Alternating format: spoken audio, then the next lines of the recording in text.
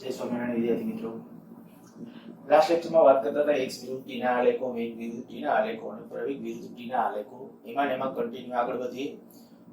આલેખો હું વારે ઘણી શબ્દ પ્રયોગ કરું છું. આલેખો એક પાવરફુલ ટૂલ્સ છે ગતિના વર્ણન માટેનું. આજે જે આલેખો કરીએ ત્યાર પછી તમને જુદી જુદી બુકોની અંદર જ્યારે આલેખ જોવા મળે ત્યારે આલેખ ઉપરથી તમારે કેટલીક બાબતો ઉપર ખાસ ફોકસ કરવાનું છે. નિયમિત ગતિ છે હા કે ના, નિયમિત કે અનિયમિત, એ પહેલી વસ્તુ આ. બરાબર. પછી એનો ઢાળ નક્કી કરતા આવડવો જોઈએ, અને ઢાળ ઈ શેનું મૂલ્ય આપે છે, એ ઘેરાતું ક્ષેત્રફળ એ નક્કી કરતા આવડતું હોવું જોઈએ, અને ઘેરાતા ક્ષેત્રફળ એ શેનું મૂલ્ય આપે છે એ તમારે નક્કી કરતા શીખવાનું છે. હું કેટલાક આલેખો અત્યારે લઉં છું x વિરુદ્ધ t નો આલેખ. ચાલો પહેલા આવું કરું, આ હેડિંગ બાંધું છું નિયમિત ગતિ. જો નિયમિત ગતિ હશે તો x વિરુદ્ધ t નો આલેખ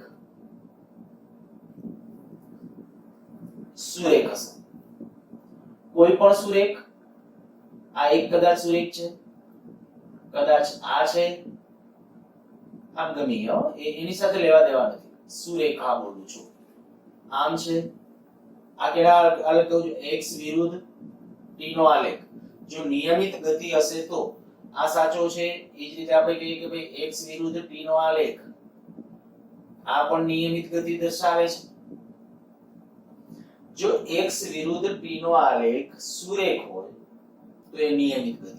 બરાબર. મીન્સ કે પદાર્થ સરખા સમયમાં સરખું અંતર કાપે. પછી આયા છે કે આયા છે કે આયા છે એની સાથે બહુ કંઈ લેવા દેવા નથી. ગમે છે આ જેમ કીધું આયા હોય એને આમ તમે ગમે ત્યાં સુધી લંબાવી શકો. આમ છે એને ગમે ત્યાં સુધી લંબાવો તો આ એ જ રીતે આને ગમે આમ લંબાવો તો એ જે કોઈ આલેખો આવે સુરેખા એટલે નિયમિત. આ x વિરુદ્ધ t નો આલેખ. અચ્છા, વેગ વિરુદ્ધ t નો આલેખ કેવો આવે? તો કે નિયમિત ગતિનો અર્થ ન ભૂલાવવો જોઈએ. નિયમિત ગતિ એટલે શું? તો કે પદાર્થ સરખા સમયમાં સરખું અંતર કાપે. અને જો પદાર્થ સરખા સમયમાં એક સરખું અંતર કાપે એનો અર્થ કે એની ઝડપ કે વેગ અચળ હશે. વેગ અચળ ક્યારે કહેવાય? તો કે આ એક બિંદુ છે, આ વેગ માની લ્યો કે કંઈક 5 મીટર પર સેકન્ડ, તો વેગ કન્ટિન્યુ એટલો ને એટલો રહે.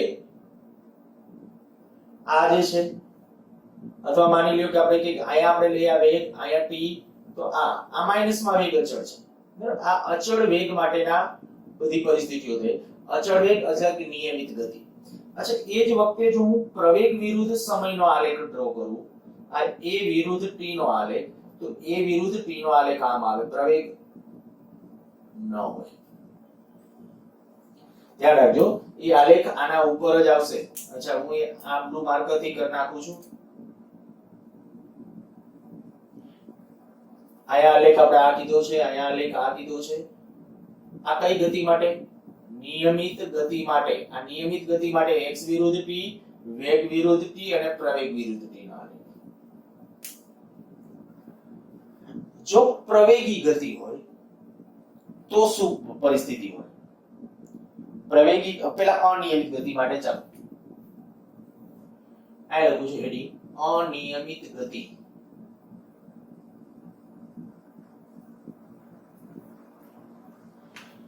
અનિયમિત ગતિ માટે x વિરુદ્ધ t નો આલેખ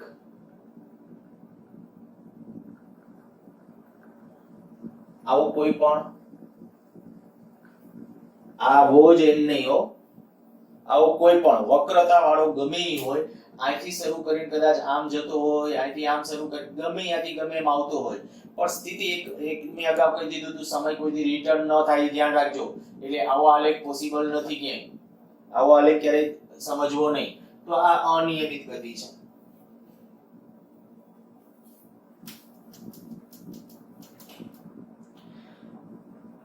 અચ્છા, વેગ વિરુદ્ધ સમયનો આલેખ આ x વિરુદ્ધ t.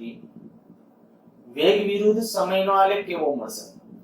જો વેગ વિરુદ્ધ સમયનો આલેખ અનિયમિત ગતિ હશે તો સુરેખા હોઈ શકે, અથવા આવું પણ હોઈ શકે. આવું કોઈ પણ આ વેગ વિરુદ્ધ આમાં સુરેખ અનિયમિત ગતિ માટે x વિરુદ્ધ t નો આલેખ ક્યારે સુરેખ ન હોય. આ શું દર્શાવે છે? જો વેગ વિરુદ્ધ સમયનો આલેખ સુરેખા હોય તો તમે અહીંયા સ્પર્શક ડ્રો કરો જોઈએ. આમ આવશે, અહીંયા સ્પર્શક ડ્રો કરો, આમ આવશે. કોઈ પણ બિંદુ પાસે દોરેલો સ્પર્શક સરખો જ મળશે. અને વેગ વિરુદ્ધ સમયના આલેખનો ઢાળ કઈ ભૌતિક રાશિ આપે? પ્રવેગ. તો તમે કહી શકશો કે અહીંયા પ્રવેગ મેળવો, અહીંયા પ્રવેગ મેળવો, બધી જગ્યાએ પ્રવેગ અચળ છે. તો આ શું દર્શાવે છે?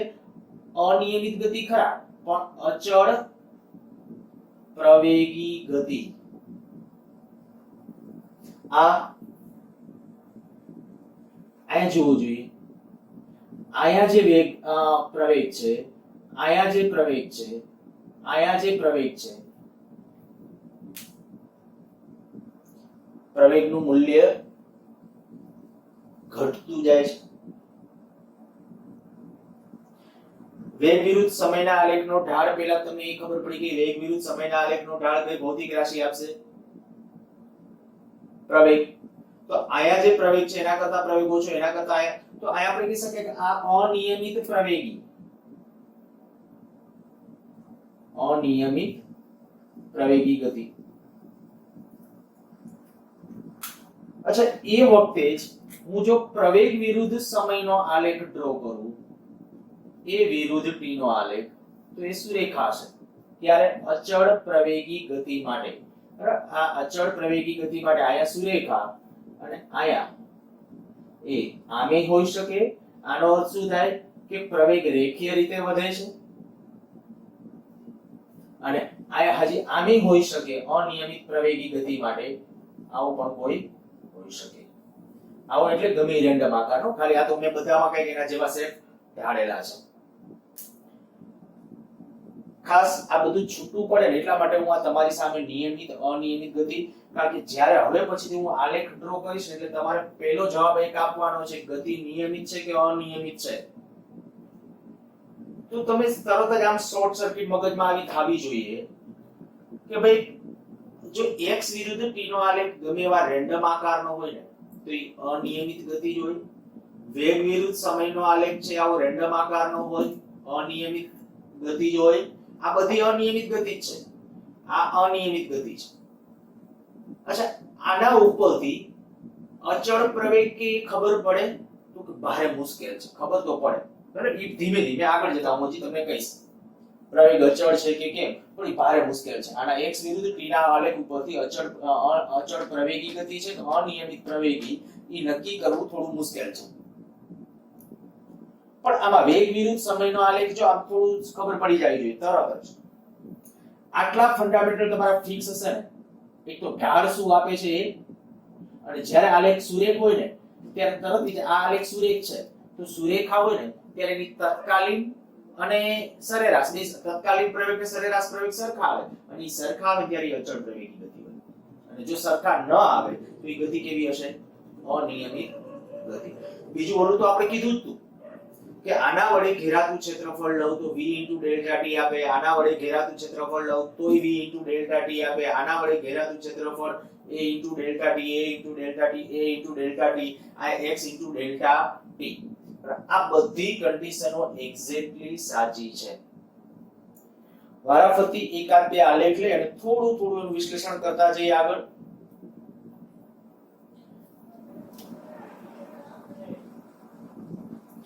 આ x, આ t, આ સમય લખું છું t1, આ સમય લખું છું t2, આ લખું છું t3.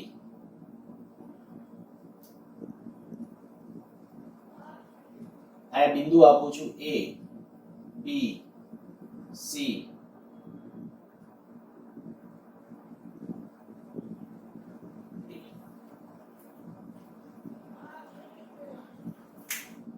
ચાલો પહેલા તો મને એ કહો કે ગતિ કેવી છે?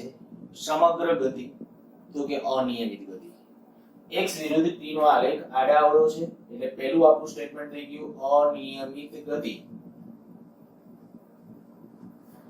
ચાલો આમાં હું તમને એમ કહું સરેરાશ વેગ બરાબર તત્કાલીન વેગ થશે. પહેલા તો એ નક્કી કરો આમાં મારે વેગ મેળવવો તો શું કરવાનું, તો કે આ લેખ છે એ કેવો છે, અરેખીય. રેખીય નથી. હા, કોઈ નાના વિસ્તારમાં એ કદાચ રેખીય, દાખલા તરીકે તમે કે આટલામાં તો સુરેખા દેખાય છે, આટલામાં સુરેખા, ઓકે, એટલાની વાત જુદી છે. એ એટલી આપણે સમગ્ર ગતિનું ડિસ્કશન કરીએ છીએ તો આ ગતિ કેવી છે, અનિયમિત ગતિ છે. હવે અનિયમિત ગતિ હોય કે ગમે તો આની અંદર હું એ તો તમને કહી જ શકીશ કે ભાઈ આનો ઢાળ કઈ આપશે, તો કે સરેરાશ વેગ અને તત્કાલીન વેગ. પણ સરેરાશ વેગ અને તત્કાલીન વેગ બેના મૂલ્યો સરખા નથી, એટલે એમ કહીશ કે તત્કાલીન વેગ નોટ ઇક્વલ ટુ સરેરાશ વેગ. કેમ ખબર પડી, તો કે જો આલેખ સુરેખા હોય ને, આખો આલેખ, તો જેના કોઈ પણ બે બિંદુ વચ્ચે તમે સરેરાશ વેગ મેળવો એ કોઈ પણ બિંદુ પાસે મેળવેલા તત્કાલીન વેગ જેટલો, પણ અહીંયા એ નથી. ચાલો, એ બિંદુ પાસે વેગ કેટલો, એ બિંદુ એ વેગ va ધન ઋણ શૂન્ય, તો એ બિંદુ પાસે સ્પર્શક ડ્રો કરો તો એ બિંદુ પાસે સ્પર્શક આમ આવશે. બરાબર, અત્યારે આપણે કે એક્ઝેક્ટલી માની લો કે આલેખ આમ જતો હતો તો સ્પર્શક આમ છે એવું સમજીએ. જો આમ સ્પર્શક છે તો એ બિંદુ પાસે વેગ va બરાબર કેટલું, 0. અચ્છા, vb કેવું, તો અહીંયા જો સ્પર્શક આમ આવશે તો એ કેવો, ઋણ, એટલે vb કેવું, ઋણ.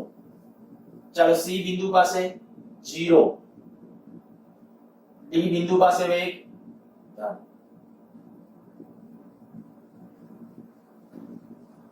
vd બરાબર ધન એમ લખવા કરતા vd ધન, અહીંયા vd. હજી વચ્ચેના બિંદુ કોઈ પણ આપી શકાય. અચ્છા, આ વેગની વાત થાય, જુદા જુદા બિંદુ પાસે મેં વેગ લખી નાખ્યા. પ્રવેગ વિશે જોવું હોય તો એ બિંદુ પાસે પ્રવેગ ધન ઋણ શૂન્ય, તો તરત યાદ આવી જવું જોઈએ. મેં તમને આવું કીધું કે x વિરુદ્ધ t નો આલેખ જો આમ આવે, પ્રતિપ્રવેગી ગતિ, આમ આવે પ્રવેગી ગતિ. જો x વિરુદ્ધ t નો આલેખ સુરેખા હોય તો પ્રવેગ 0. મેં કીધું હવે આગળ હમણાં આલેખો ડ્રો કર્યા હતા, એ આવડી જાય એટલે કામ પૂરું. તો જુઓ જોઈએ, અહીંયા x વિરુદ્ધ t નો આલેખ અહીંયા કેવી રીતે, આમ કયા શેપમાં છે, આ રીતે આમ છે. જો આમ નીચે તરફ જ છે ડાયરેક્ટ, તો આપણે કહીશું એ બિંદુ પાસે પ્રવેગ કેવો, ઋણ. બી બિંદુ પાસે પ્રવેગ, સ્પર્શક ઉપરથી નથી ખબર પડવાની ત્યાં, સાવ સાદી રીતે તમને કહું ને તો તરત આની આગળ અને તરત પાછળના બિંદુ રહી અને જોડતો રેખાખંડ ડ્રો કરો, જેટલો એનું સુરેખા દેખાય ને તમને, તો યાદ કરો કે x વિરુદ્ધ t નો આલેખ જ્યારે સુરેખા હોય ને, x વિરુદ્ધ t નો આલેખ સુરેખા, તો આ શું દર્શાવે, x વિરુદ્ધ t નો આલેખ સુરેખા હોય શું દર્શાવે, નિયમિત ગતિ. નિયમિત ગતિ વખતે પ્રવેગ કેવો હોય, 0. તો હું એમ કહીશ કે p બિંદુ પાસે પ્રવેગ 0. જ્યારે x વિરુદ્ધ t નો આલેખ કોઈ નાના વિસ્તારમાં તમને સુરેખ દેખાય તો એ જગ્યાએ સમજવાનું કે પ્રવેગ 0 છે. અચ્છા, ચાલો, c બિંદુ પાસે, તો કે ધન. કેમ ખબર પડી, ઉપર તરફ આમ અંતર્ગોળ છે એટલે. d બિંદુ પાસે પ્રવેગ કેટલો, તો કે d બિંદુ પાસે લગભગ 0. લગભગ 0 શું કામ, તો કે આ d બિંદુ પાસે લગભગ આલેખ આપણને આમ દેખાય છે, અહીંયા આલેખ આપણને આમ દેખાતો હતો, તો આપણે કહી શકીએ આ પ્રવેગ માટેની વાત થઈ. અચ્છા, પદાર્થ કયા સમયે ગતિની દિશા બદલે છે, પદાર્થ કયા સમયે ગતિની દિશા બદલે છે. તો જો x વિરુદ્ધ t નો આલેખ હોય ને, x વિરુદ્ધ t નો આલેખ, તો ટોપ મોસ્ટ અને લોઅર મોસ્ટ પોઈન્ટ, હવે અહીંથી તો આપણે કે એ તો શરૂ થયું છે, તો આ c સ્થાને એકવાર ગતિની દિશા બદલે છે. જો સંખ્યા રેખા ઉપર સાથે સાથે વિચારતા જાઓ, આ આપણી સંખ્યા રેખા જ માની લો, x બરાબર 0 છે, અહીંયા કઈ ધન છે, અહીંયા કઈ ઋણ છે. પ્રારંભમાં ક્યાં છે, ધન પાસે છે, ક્યાંક એ બિંદુ આનું ક્યાંક છે માની લો. હવે શું થાય છે, કેમનો આવે છે, જો x ઘટતું જાય છે, ઘટતું જાય છે, ઘટતું જાય છે, આ x 0 એટલે અહીંયા પહોંચ્યા, ત્યાંથી ઘટતું જાય છે, ઘટતું જાય છે, અહીંયા ક્યાં પહોંચ્યા, c બિંદુ પાસે. હવે અહીંયાથી કલ્ટી માર્યા, પાછા વધવા માંડ્યું, એટલે અહીંયા એકવાર કલ્ટી મારી કહેવાય. જ્યારે x વિરુદ્ધ t નો આલેખ કલ્ટી મારે અથવા તો ટોપ મોસ્ટ કે લોઅર મોસ્ટ પોઈન્ટ આવે ને ત્યારે ગતિની દિશા બદલાય છે. એટલે પદાર્થ સી બિંદુએ ગતિની દિશા બદલે છે.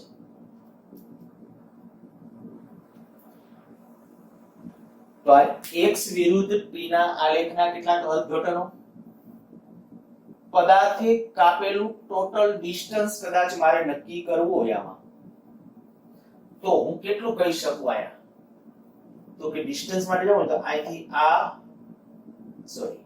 અહીંથી શરૂ થયું છે એટલે અહીંથી આયા સુધીનું પહેલા, ત્યાંથી પાછો અહીંથી આમ ગયા, ત્યાંથી આયા આવ્યા અને અહીંયાથી હજી ઉપર જાય છે.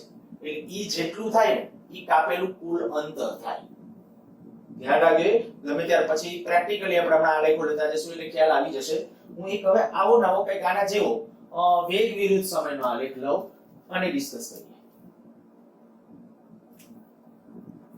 એક સુરેખ લઉં છું પહેલા વેગ વિરુદ્ધ સમયનો આલેખ. ચાલો આવી અહીંયા ટી આલેખ આવી રીતે આમ લઉં છું.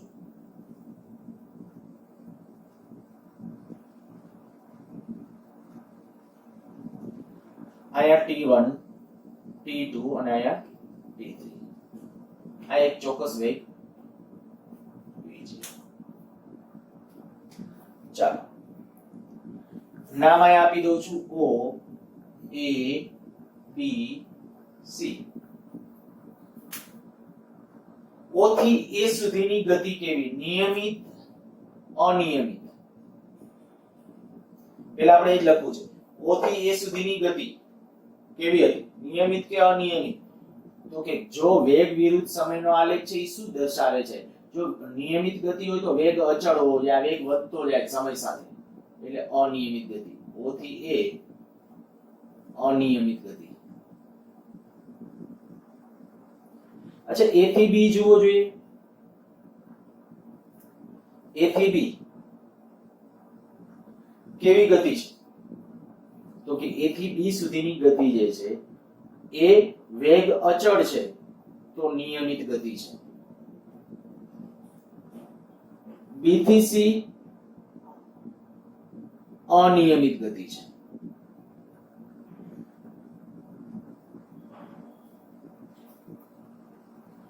ચાલો આયા કોઈ પણ બિંદુ પાસે વેગ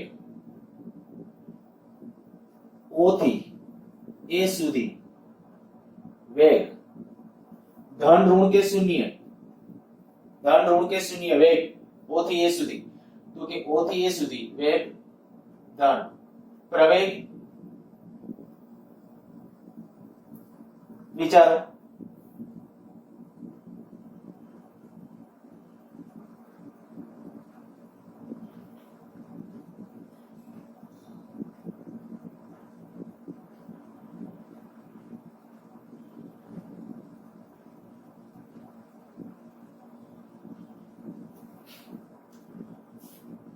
જુઓ બરાબર. a થી પેલા o થી a સુધી વેગ, o થી a સુધી કેવો છે વેગ? આયા વેગ કેટલો? 0. આમ વેગ ધન કહેવાય, નીચે હોય તો વેગ ઋણ કહેવાય. તો આયા વેગ ધન. અચ્છા આ વેગ ધન કે ઋણ? વેગવાત છે તો આ વેગ પ્રવેગ કે નથી કેતો હું, બરાબર? તો વેગની વાત હોય ત્યારે તમે સમજી શકો છો કે આ ઉપર વેગ છે, ઉપરના જેટલા વેગોની બધા ધન જ ગણાય. તો આ વેગ ધન કહેવાય અને આ વેગ પણ ધન કહેવાય. આ વેગ ધન જ છે. અચ્છા પ્રવેગ. તો વેગ વિરુદ્ધ સમયના આલેખ ઉપરથી પ્રવેગ કેમ નક્કી કરાય? તો જે તે બિંદુ પાસે દોરેલો સ્પર્શક. તો આયા તમે કોઈ પણ બિંદુ પાસે તમે જ્યારે સ્પર્શક લેશો ત્યારે એ સ્પર્શક આમ આવશે. સ્પર્શકનો ઢાળ શું દર્શાવે? પ્રવેગ. તો પ્રવેગ ધન કહેવાય કે ઋણ? તો કે આયા પ્રવેગ ધન. અચ્છા આયા પ્રવેગ 0, આયા પ્રવેગ ઋણ. તો આયા આપણા માટે આવશે પ્રવેગ ધન, પ્રવેગ 0 અને આયા આવશે પ્રવેગ.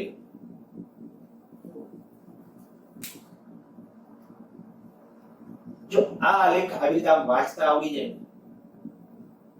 અચ્છા આમાં મને એક કહ્યું પદાર્થ ગતિની દિશા બદલે છે. જો વેગ વિરુદ્ધ સમયનો આલેખ સમય અક્ષને ક્રોસ કરે,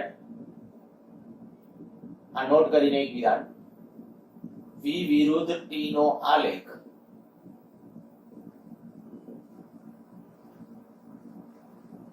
સમય અક્ષ ને ક્રોસ કરે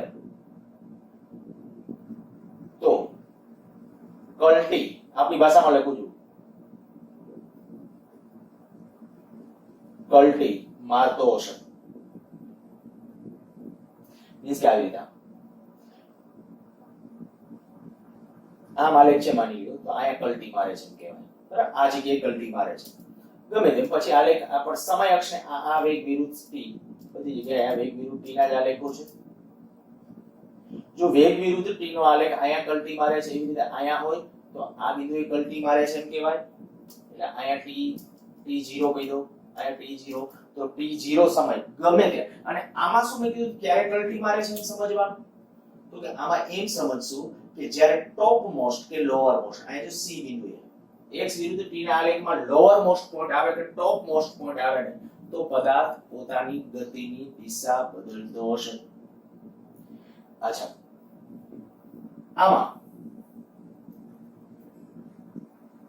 સ્થાનાંતર નક્કી કરવાનું હોય અને અંતર નક્કી કરવાનું હોય, તો કે બધું ધન જ, એટલા માટે બધું આલેખ ઉપર જ છે, પરિણામ આપે ઘેરાતું ક્ષેત્રફળ, એટલે હું આ એક મુદ્દો આ લખી નાખું, ઘેરાતું ક્ષેત્રફળ ઈસેનું મૂલ્ય આવશે સ્થાનાંતર બરાબર કાપેલું કુલ અંતર અથવા પથ લંબાઈ, કાપેલું કુલ અંતર. જો આલેખ આમ નીચે જતો હોત તો પથ લંબાઈ અને સ્થાનાંતર,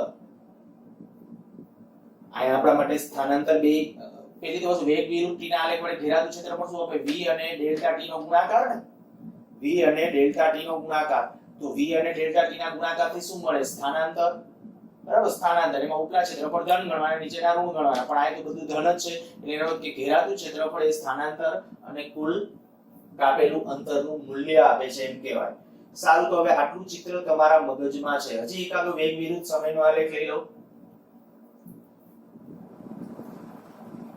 એ બિંદુ, બી બિંદુ, સી અને ડી, આ સમય કહું છું t1, t2, t3. ચાલો, પહેલો નિયમિત ગતિ, અનિયમિત કે અમુક ભાગમાં નિયમિત, અમુક ભાગમાં અનિયમિત, શું કહેશો? વેગ વિરુદ્ધ સમયનો આલેખ આપેલો છે, કેવી ગતિ આવશે? વેગ વિરુદ્ધ સમયનો આલેખ હોય, જો આલેખ વેગ વિરુદ્ધ સમયનો આલેખ આમ આવતો હોય ને તો જ નિયમિત ગતિ કહેવાય. આમાં બધી જગ્યાએ ગતિ કેવી છે? અનિયમિત. તો પહેલું ડિસ્કશનનો પોઈન્ટ એ બી અનિયમિત ગતિ, બીસી અનિયમિત, સીડી અનિયમિત ગતિ.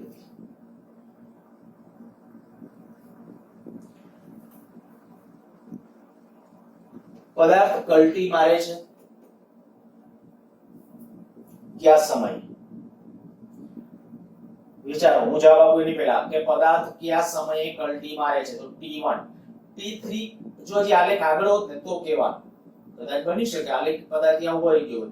જો આ આમ જતો હોત તો હજી કહી શકાય t3 પાસે, એટલે હું આ કહીશ કે t1 સમયે પદાર્થ ગતિની દિશા બદલે છે.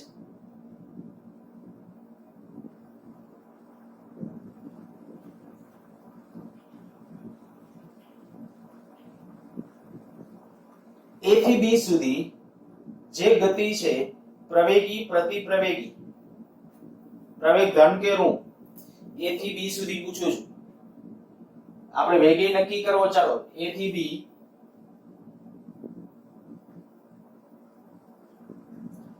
વેગ, પ્રવેગ,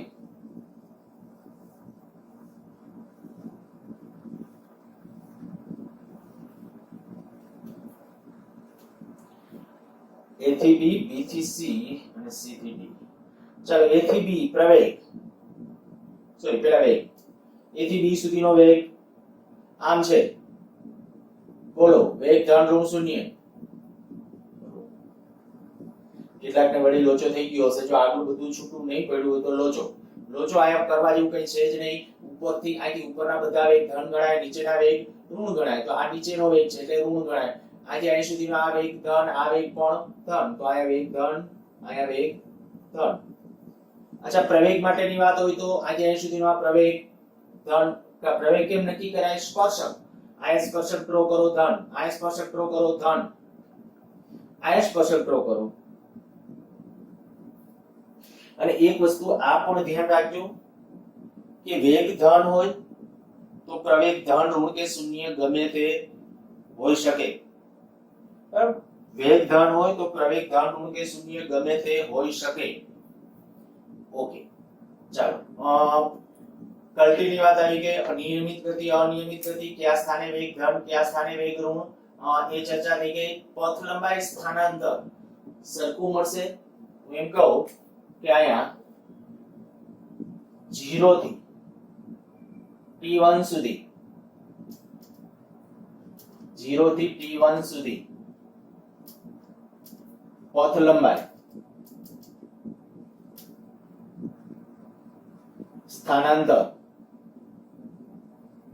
બે સરખા આ કે ના? તો કે હા આમ સરખા, પણ સ્થાનાંતર કોઈ દી છે ને ઋણ ન હોય. સ્થાનાંતર કોઈ દિવસ ઋણ ન હોય.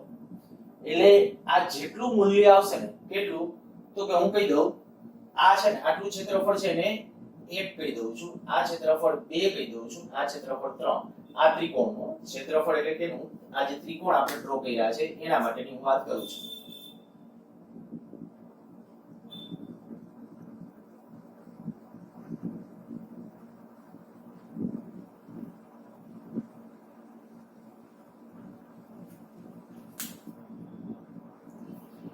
શું કરશું? પથ લંબાઈ કેટલી? તો કે પોઝિટિવ કેટલી? 1 નું ક્ષેત્રફળ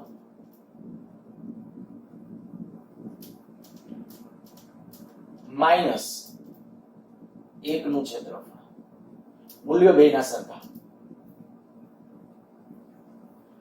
અચ્છા 0 થી t2 ડાયરેક્ટ હવે લખી નાખું 0 થી t3 સુધી માં પથ લંબાઈ બરાબર કેટલી?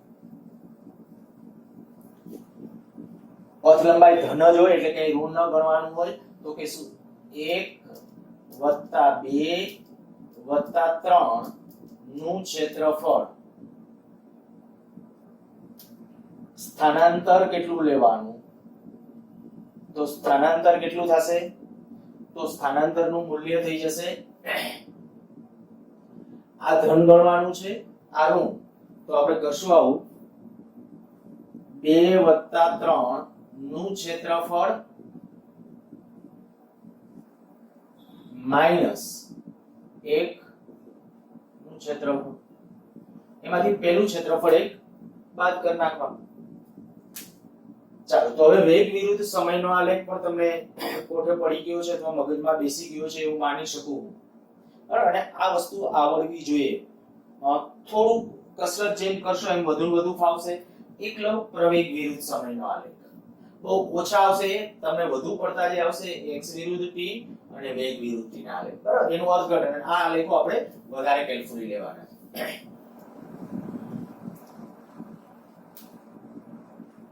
t1 આ સમય t2 t3 t4 t5 t6 and A B C D E F પ્રવેગ વિરુદ્ધ સમયનો આલેખ છે. ચાલો નિયમિત ગતિ, અનિયમિત ગતિ બોલો. આ કેવી ગતિ? પ્રવેગ વિરુદ્ધ સમયનો આલેખ છે. પ્રવેગ વિરુદ્ધ સમયનો આલેખ જ્યારે આ હોય ને આના ઉપર, તો જ નિયમિત ગતિ હશે, બાકી નિયમિત ગતિ નથી. મેં અગાઉ હમણાં સમજાવી દીધું. તો અનિયમિત ગતિ, અનિયમિત ગતિ, અનિયમિત ગતિ, અનિયમિત ગતિ, અનિયમિત ગતિ, અનિયમિત ગતિ. બધી જ ગતિ ઓ A, A B, B C, C D, D E, E F એ અનિયમિત ગતિ છે. અનિયમિત ગતિ છે. અચ્છા ચાલો, ઓ એ સ્થાને, ઓ એ પાસે પ્રવેગ ધન, ઋણ કે શૂન્ય? ઓ એ પાસે તો કે પ્રવેગ વિરુદ્ધ સમયનો આલેખ, તો ઉપલા બધા પ્રવેગ ધન ગણાય, આ બધા પ્રવેગ કેવા ગણાય? ઋણ. તો ઓ એ પ્રવેગ કેવો આવશે? ઋણ. પ્રવેગ ઋણ ઓ એ પાસે. એ બી પાસે પ્રવેગ ઋણ. બી સી વચ્ચે પ્રવેગ ઋણ. સી ડી પાસે પ્રવેગ ધન. ડી ઈ પાસે પ્રવેગ ધન અને ઈ એફ પાસે પ્રવેગ ધન. અચ્છા આમાં જો આયા પ્રવેગ અચળ છે એ અને બી વચ્ચે, એટલે આયા કે શું? અચળ પ્રવેગી ગતિ. અચળ પ્રવેગી ગતિ. ઈ જ રીતે ડીઈ અચળ પ્રવેગી ગતિ. આ અચળ પ્રવેગી છે. બાકી બધી કેવી? અનિયમિત પ્રવેગી ગતિ. ધ્યાન રાખજો, આ જે મેં કીધું આયા કારણ કે જો પ્રવેગ બદલાતો ઋણ છે, પ્રવેગ ઋણ છે પણ અચળ છે. આયા પ્રવેગ ધન છે પણ અચળ છે. અચ્છા આયા જ્યારે વેગના, યાદ રાખજો, તો પ્રવેગ ઉપરથી પ્રવેગ વિરુદ્ધ સમયનો આલેખ હોય ને, એના ઉપરથી તમને માહિતી કઈ મળી શકે? તો કે વેગના ફેરફાર. વેગના ફેરફાર. આયા શું તમે આનો દોરેલો સ્પર્શકી વેગ આપશે? તો કે ના, આનો દોરેલો સ્પર્શકી તો શું આપે? પ્રવેગના ફેરફારનો દર એનો ટી સાથે થતો ફેરફાર એનું મૂલ્ય આપશે. આયા એ, અચ્છા ચાલો હું આયા તમને વેગ વિશે પૂછું માહિતી તો શું કહી શકશો? વેગ વિશે તો તરત એમ કહેવાય કે આ ક્ષેત્રફળ ધન કહેવાય કે ઋણ? ઋણ. તો ડેલ્ટા વી માઈનસ માં, જો અહીંયા સુધી માઈનસ માં વધતું જાય છે ડેલ્ટા વી, અહીંયા આપણે કહી શકાય ક્ષેત્રફળ વધતું જ જાય છે. તો આ બધી જગ્યાએ વેગ છે ને ખરેખર ઋણમાં છે. પણ આયા શું થશે? પછી વેગ છે ધન બનતો, એટલે વેગના એક્ઝેક્ટલી મૂલ્ય ઈ જે આપણે કે પ્રવેગ વિરુદ્ધ, અને હા એ તમે ખાસ અહીં ચોખવટ કરી દઉં કે પ્રવેગ વિરુદ્ધ સમયના આલેખો આપણને બહુ ઓછા હોય છે, બરાબર? આપણે જે વધારે ડિસ્કશન કરવાની ઓલા જ આલેખો, હું આયા તમને શું સમજાવવા ખાલી ફીલ કરાવડાવું છું તમને. દાખલા તરીકે આયા એમ કહી દીધું કે ભાઈ આ સ્થાને જો આયા વેગ 0 છે એવું હું ન કહી શકું. કોઈ એમ કે આયા વેગ 0 છે, ખોટું છે. આટલું આ છે કદાચ હું એમ કહું તો આ વેગનો ફેરફાર છે. આ વેગનો ફેરફાર એ વિરુદ્ધ ટી નો આલેખ હોય તો વેગનો ફેરફાર, અને આપણે કહી શકીએ આયા વેગનો ફેરફાર. તો વેગનો ફેરફાર મળે, તમને વેગ વિશે માહિતી મળતી નથી. પ્રવેગ વિરુદ્ધ સમયના આલેખ પરથી વેગના ફેરફારની માહિતી મળે છે. પ્રવેગ વિરુદ્ધ સમયના આલેખ પરથી વેગનો ફેરફાર મળે છે, વેગ વિશે માહિતી મળતી નથી. એટલે હું તમને ચોક્કસ એ કહી શકું કે આયા જે વેગ હતો ને, આ વેગનો ફેરફાર આટલો ઋણ દર્શાવે છે. આયા માની લ્યો કે શૂન્ય સમયે વેગ 10 મીટર પર સેકન્ડ છે, તો તમે એટલું તો કહી શકો ને કે અહીંથી અહીં સુધી આટલો આ ફેરફાર તો માઈનસમાં છે, એટલે ઘટશે એટલું. તો અહીંથી અહીં સુધી એનો વેગ ઘટતો જાય છે. વેગ ઋણ છે એમ ન કહેવાય, વેગ ઘટતો જાય છે, અને અહીંથી અહીં સુધી પાછો વેગ વધતો જાય છે. એટલે હું એમ કહીશ કે 0 થી p P3 સુધી વેગ ઘટતો જાય છે, P3 થી P6 સુધી વેગ વધતો જાય છે.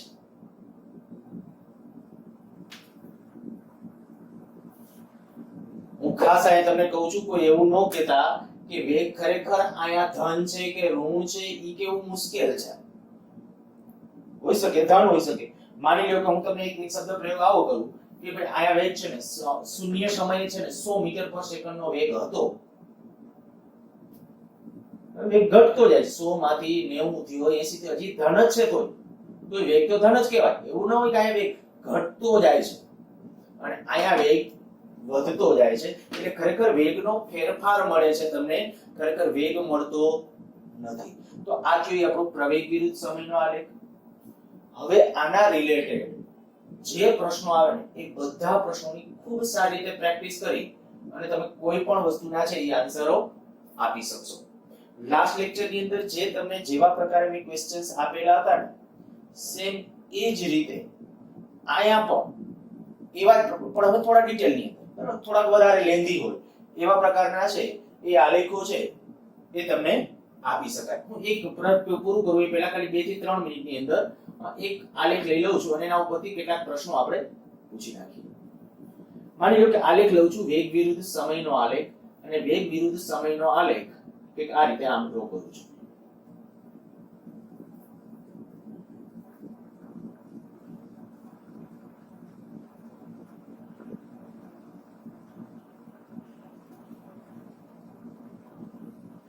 આયા લઈએ 10 સેકન્ડ, 15 સેકન્ડ, 20 સેકન્ડ, 25 સેકન્ડ. એ સમય સેકન્ડમાં છે. વેગ છે 10 મીટર પર સેકન્ડ, 0, અને આયા જે છે એ -10 છે. જોજો છે હમણાં આપણે બધા ડિસ્કશન અત્યાર સુધી હું છે ને પ્રશ્નો નતો, અને હું બને ત્યાં સુધી એક એવી વસ્તુ ઉપર ફોકસ કરું છું કે તમને કન્સેપ્ટ આવડવો જોઈએ. દાખલો હવે આવડશે, જે બધું જો આ બધી વસ્તુ મગજમાં બેસી ગઈ હશે, ક્યાંથી ક્યાં વેગ ધન ગણાય ઋણ ગણાય એ બધું, તો પહેલી વસ્તુ એ યાદ કરી નાખવો જોઈએ. હું એમ કહું કે 10 સેકન્ડ શૂન્ય સમયે વેગ કેવો છે, ધન ઋણ શૂન્ય, તો કે ધન. શૂન્ય સમયે વેગ ધન છે, કારણ કે વેગ વિરુદ્ધ સમયના આલેખમાં ઉપરના બધા વેગ ધન ગણાય, નીચેના વેગ ઋણ ગણાય. તો શૂન્ય સમયે વેગ ધન છે. કેટલો વેગ છે? 10 મીટર પર સેકન્ડ. ક્યાં સુધી? 10 સેકન્ડ સુધી. પછી વેગ ઘટતો જાય છે. 10 માંથી 9 થશે, 8 થશે, 7 થશે, 0 થશે. ક્યારે? 15 સેકન્ડે વેગ 0 થઈ જાય છે. હવે કલ્ટી મારે છે. 15 સેકન્ડે કલ્ટી. મેં આવું કીધું હતું કે વેગ વિરુદ્ધ સમયનો આલેખ છે જ્યારે દિશા બદલે, સમય અક્ષને ક્રોસ કરે ત્યારે પદાર્થ દિશા બદલતો હશે, તો આયા કલ્ટી મારતો હશે. એટલે જેમનો જતો, અચ્છા આયા જે આપણે કહી શકીએ આ વેગ ધન હતો, વેગ ધન હતો એટલે વેગ ધન આમ હોય, સંખ્યા રેખા ઉપર વિચારો તો વેગ ધન આમ હોય, એનો અર્થ કે ત્યાંથી પછી આમ કલ્ટી મારે, 15 સેકન્ડે કલ્ટી મારે પદાર્થ. જો એક્ઝેક્ટલી મારે આયા આ ક્ષેત્રફળ, હું બધાના ક્ષેત્રફળ નક્કી કરતો જાઉં છું. પહેલા આપણે કહી દઈએ કે આટલું આ ક્ષેત્રફળ, આ 1 કહી દઉં છું, આ 2 કહી દઉં છું, આ 3, આ 4, બધા ક્ષેત્રફળ નક્કી કરી નાખી. ક્ષેત્રફળ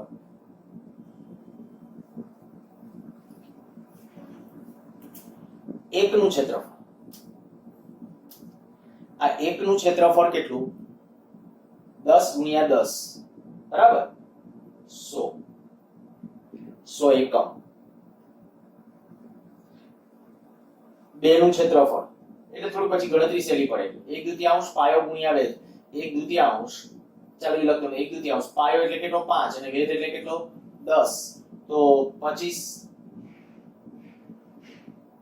1/2 પાયો એટલે 5, વેધ એટલે 10, તો બરાબર છે 5 5 25. હા, અને 3 નો તો અહીંયાથી થશે આ 5, આમ 10 એટલે કેટલું? 25 એકમ. 4 નું તો કે આ લંબચોરસ ભાગ આવશે, આ 5, આમ આવશે 10, તો 50 એકમ.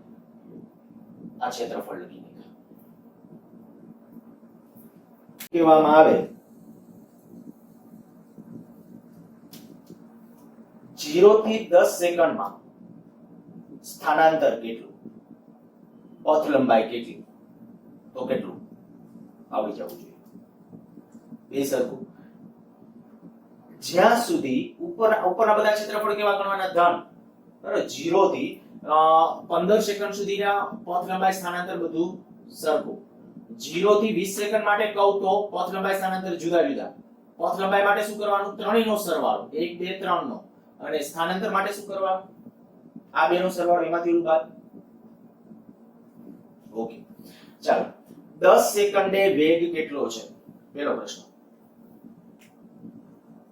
10 સેકન્ડે વેગ અને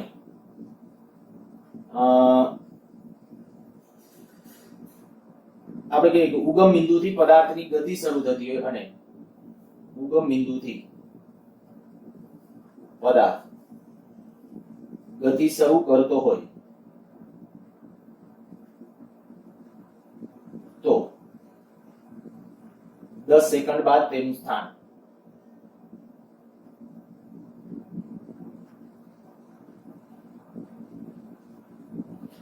આવા પ્રશ્નો બનાવી શકાય. હવે અત્યારે સમય પછી કારણ કે ઓવરમાં આવી જાય છે લેક્ચર એટલે બહુ જાજુ નથી કરતો, પણ 10 સેકન્ડે વેગ, જો 10 સેકન્ડે વેગ તો આપણે કહી શકાય આ 10 સેકન્ડ. 10 સેકન્ડે વેગ કેટલો છે, આટલો 10 જ.